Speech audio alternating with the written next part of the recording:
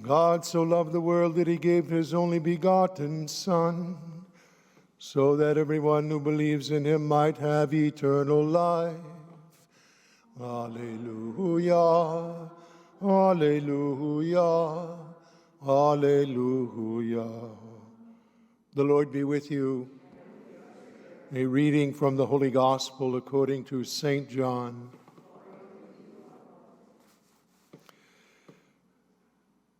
God so loved the world that he gave his only begotten Son, so that everyone who believes in him might not perish, but might have eternal life. For God did not send his Son into the world to condemn the world, but that the world might be saved through him. Whoever believes in him will not be condemned, but whoever does not believe has already been condemned, because he has not believed in the name of the only begotten Son of God. And this is the verdict, that the light came into the world, but people preferred darkness to light, because their works were evil. For everyone who does wicked things hates the light, and does not come toward the light, so that his works might not be exposed. But whoever lives the truth comes to the light, so that his works may be clearly seen as done in God.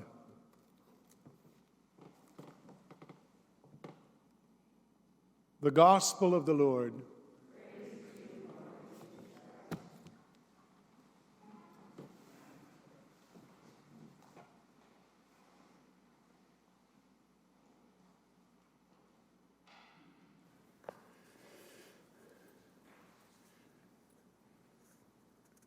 So the focus of our Easter celebration is this new life that we have in Jesus Christ. This new life that we participate in by virtue of our baptism when we are baptized into his saving death and resurrection. Our true identity. And so by virtue of our baptism, the scriptures say that we, through that spirit of adoption that we are given, we are transferred from the kingdom of darkness into the kingdom of light. We are children of light, not of children of the darkness.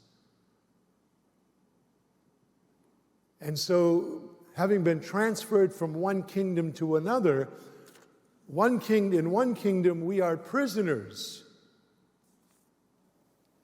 In the next kingdom that we are transferred in, that we are set free. It's a terrible thing to be a prisoner. Loss of freedom is threatening to the very essence of what and who God made us to be. But prison walls are not always made of brick.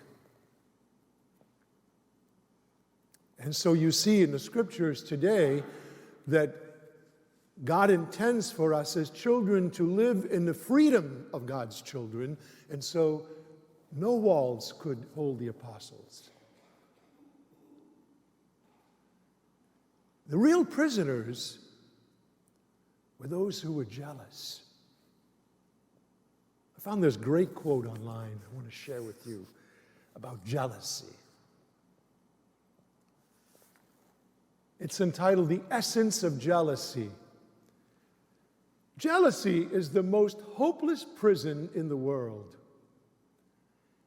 Jealousy is not a place one is forced into by someone else, but a jail in which the inmate enters voluntarily, locks the door, and throws away the key. And not another soul in the world knows you are locked inside. Of course, if you wanted to escape, you could do so. The prison, after all, is your own heart. But you can't make that decision. Your heart, after all, is as hard as a stone wall. Isn't that the truth? Isn't that the truth? The fruits of jealousy, bitterness, anger, resentment eats us alive. And we could be set free just like that if we would only come to the light. Come to the light.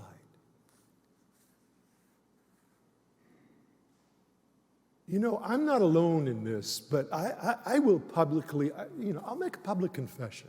There are times in my life, I've been a priest almost 25 years, I've celebrated Mass angry. How many times have you come to Mass, received Holy Communion with unforgiveness, jealousy, bitterness, anger, resentment? Who's the real prisoner? And yet we're not made for that. We're not made for that. For freedom, Christ set us free. Galatians 5:1. So do not submit again to the yoke of slavery.